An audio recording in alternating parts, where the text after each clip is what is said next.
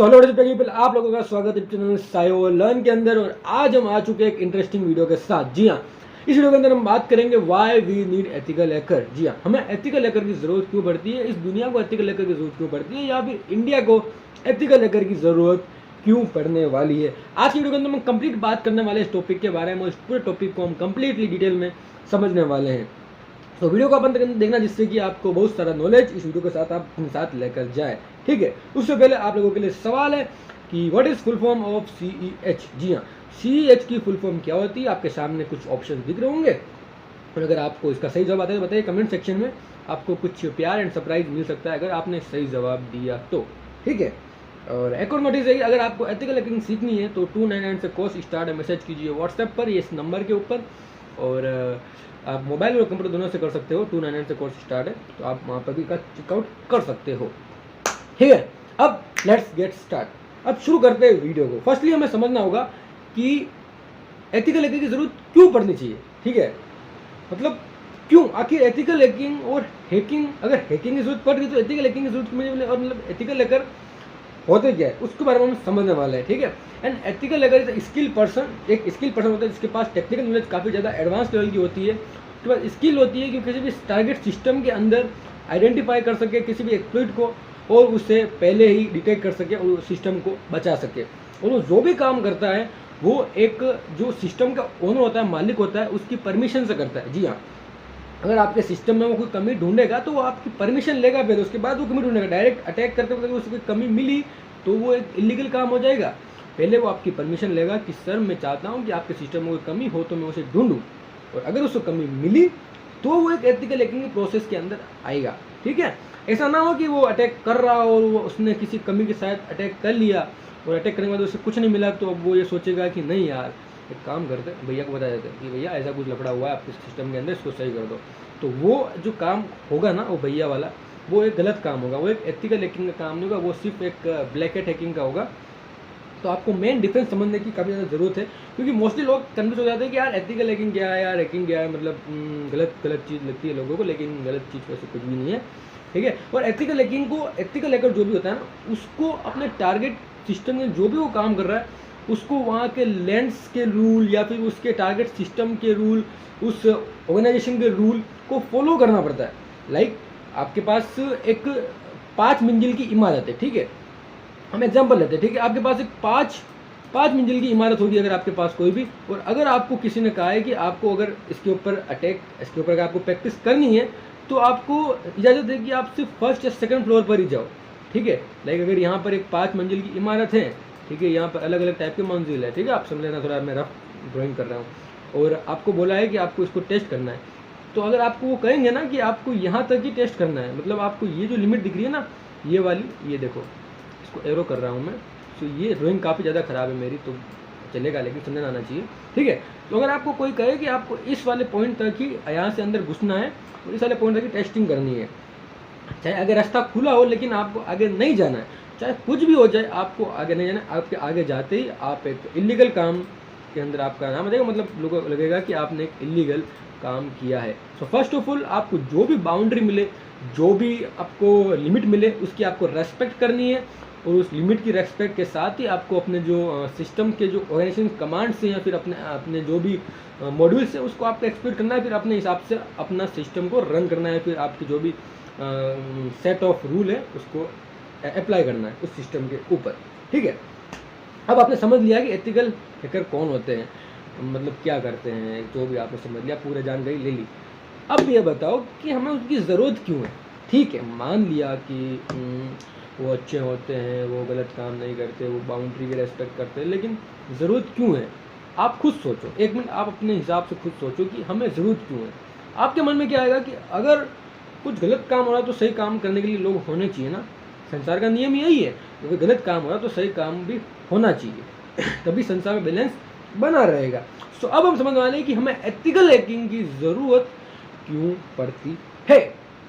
ठीक है, first of all देखो, मेन जो रिक्वायरमेंट, मेन जो पॉइंट है ना, वो आपको पहले पता चल चुका होगा कि to stop black hat hacker. जी, एथिकल हैकर अगर नहीं होंगे तो ब्लैक हैट हैकर को रोकेगा कौन, समझे। अगर एथिकल हैकर नहीं होंगे तो ब्लैक हैट हैकर को कौन रोकेगा? अगर एथिकल हैकर पता है कि दीवार है तो आने दो भाई, जो आएगा, हमारे पास दीवार तो है ना। अगर दीवार ही ना हो तो कोई भी सिर्फ एक छोटा सा पत्थर मार कर भी आपको चोट पहुंचा देगा। अगर आपके पास सामने दीवार हो तो फिर उसको बोलो पत्थर मार, तू गोले मार, बम मार, दीवार होनी चाहिए ना अपनी। तो वैसे ही जो एक ब्लैक हैट हैकर को रोकने के लिए हमारे पास एक एथिकल हैकर एक दीवार बन के आता है। और बेसिकली मेन वर्क ये होता है कि आप एथिकल हैकर को रोको और अपने जो सिस्टम में कंपनी है उसका डिफेंस करो, ठीक है। तो मेन पॉइंट है to stop black hat hacker. Black hat hacker को रोकने के लिए एक एथिकल हैकर का काम होता है, ठीक है। अगला सवाल, अगला पॉइंट, ठीक है। अगला पॉइंट है कि हेल्प बिजनेसेस एंड कंपनी। जी हाँ, एक एथिकल हैकर का जो मेन सेकंड मोटिव होता है वो होता है कि अब बचा तो दिया, ठीक है, एक बार उसने हमला कर दिया तो बचा दिया, लेकिन अब ऐसा कुछ करना है कि वो वापस हमला करे तो अगर मैं ना हूं तो भी काम चल जाए। एथिकल हैकर क्या करता है, बिजनेसेस कंपनी को अगर कुछ हैक हो जाता है उनका सिस्टम तो उनको मदद करता है हैक होने के बाद, उनको रिकवर करने के बाद। और उसके अलावा वो प्रिकॉशन रखता है कि आपको ये करना, ये चीज़ आपको एनालाइज रखनी है जिससे कि आपका सिस्टम अगली बार कोई हैक ना कर सके।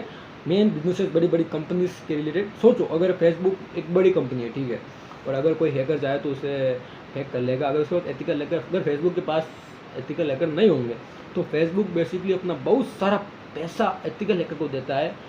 रफली आप समझ लेना, बहुत सारा, मतलब बहुत ही सारा पैसा फेसबुक अपने एथिकल हैकर को प्रोवाइड कराता है जिससे कि एक जो ब्लैक हैट हैकर है वो उसके ऊपर, सिस्टम के ऊपर हावी ना हो, ठीक है। अगला, कॉन्ट्रीब्यूट टू नेशन। जी हाँ, राष्ट्र सरोवर। तो इसमें क्या होता है कि एक नेशन होता है ना, लाइक अपना प्यारा भारत, ठीक है, कितना प्यारा भारत है। और अगर अपन को पता है कि अपन शांति चाहते हैं लेकिन हो सकता है कि कोई और देश शांति ना चाहे, तो तब क्या करेंगे अपन? तब इसलिए अपने देश के जो एथिकल हैकर होते हैं वो अपने देश की रक्षा करते हैं कि अगर अपन को पता है अपन शांति चाह रहे हैं, लेकिन दूसरे का थोड़ी कि सभी का वही माइंडसेट है कि नहीं हमें पीस चाहिए, तो ठीक है। तो उसलिए अपने जो देश के एथिकल हैकर होते हैं वो देश की रक्षा करने के लिए आते हैं। और मेरा मानना ये है कि बड़ी बड़ी देशों के अंदर अनऑफिशियली एक साइबर आर्मी होती है। सो आई थिंक कि इंडिया को भी अब धीरे धीरे गवर्नमेंट लेवल के ऊपर एक अनऑफिशियल साइबर आर्मी तैयार करनी चाहिए, और मे भी अगर होगी तो उसको थोड़ा इम्प्रूव करने की आवश्यकता है। और अगर वो ना हो तो आप प्राइवेट लेवल के ऊपर एथिकल हैकिंग की जो प्राइवेट आर्मी बना सकते हो, लेकिन उसमें थोड़ा लीगलाइजेशन का इशू आता है।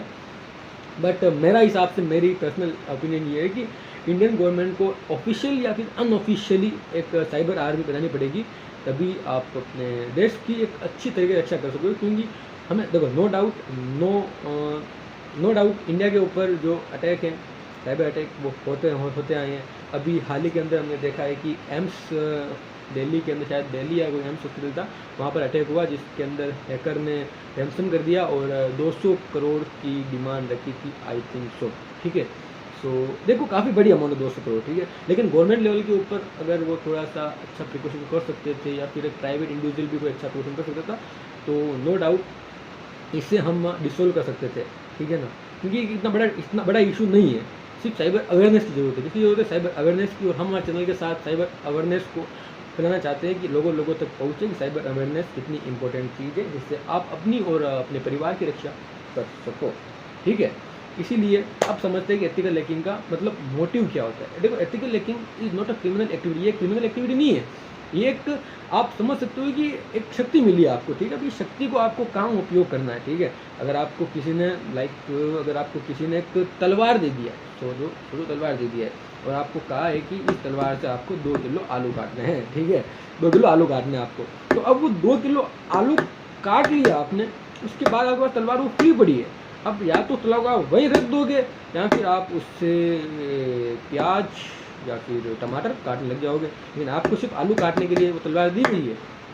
तो वैसे ही, कितना खराब एग्जाम्पल था पता है, वैसे ही आपको जो शक्तियाँ मिली, उस शक्तियों को आपको सही उपयोग करना है, उसको गलत उपयोग नहीं करना है। क्योंकि गलत उपयोग करने पर जिम्मेदारी सिर्फ और सिर्फ आपकी होगी और जेल में भी इंतज़ार सिर्फ आपका होगा।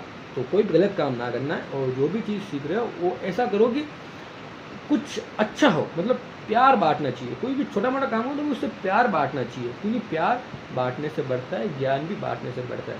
अगर किसी चीज़, अगर कोई चीज़ आती है ना किसी को सिखा दोगे ना तो वो चीज़ आपको और अच्छे से आएगी, वो आपकी जाएगी नहीं। मतलब जैसे कोई चीज़ आती है आपको, अगर आप किसी को सिखा रहे हो तो आपको और अच्छे से आएगी। ऐसा नहीं कि आपने उसका दिया तो वो आपके सब ज्ञान उसमें चला गया, आपका कुछ जाएगा नहीं, आपको सिर्फ अच्छा आएगा वो चीज़ जो आपने उसको समझाया है। ठीक है, और हमारा मोटिव है कि इंडिया के अंदर साइबर अवेयरनेस को फैलाना। तो हमने 299 का कोर्स स्टार्ट किया है एथिकल हैकिंग का, जिसके अंदर आप मोबाइल और पीसी दोनों से कर सकते हो। ज्वाइन करने के लिए मैसेज कीजिए व्हाट्सएप के ऊपर, ये हमारी वेबसाइट है, यहाँ पर चेकआउट कीजिए। और आप हमें पर्सनली मुझे फॉलो कर सकते हो, ये हमारी इंस्टाग्राम की आईडी है। एंड आप हमारे सब्सक्राइब कर सकते हो, और भी बहुत सारे चैनल है जिसकी सारे चैनल की लिंक आपको डिस्क्रिप्शन में मिल जाएगी, जहाँ पर हम अलग अलग टाइप के अलग चैनल के अंदर अलग अलग कंटेंट डालते रहते हैं। टेलीग्राम को ज्वाइन करना, टेलीग्राम के ऊपर भी आपको बहुत अच्छी चीज़ें मिलती है, टेलीग्राम की लिंक भी आपको मिल जाएगी डिस्क्रिप्शन के अंदर। और आपको सारे जो इंस्टाग्राम के हैंडल है, फेसबुक के हैंडल है, मेरे पर्सनल हैंडल, सब की आपको लिंक मिलेगी डिस्क्रिप्शन के अंदर, तो आपको वहाँ से जरूर इसको चेकआउट करना है। ठीक है, तो गाइस आज की वीडियो के लिए यही तक। अगर आप यहाँ तक आए हो तो आई होप कि आपने बहुत कुछ सीखा है। अगर सीखा है तो बताइए मुझे कमेंट सेक्शन में, और अगर नहीं सीखा है तो बताइए कमेंट सेक्शन में आपने क्या नहीं सीखा और काम इंप्रूव करने की ज़रूरत है। ठीक है, तो मिलते हैं दोस्तों अगली वीडियो में, तब तक के लिए आप अपना ध्यान रखिए। जय हिंद, जय भारत।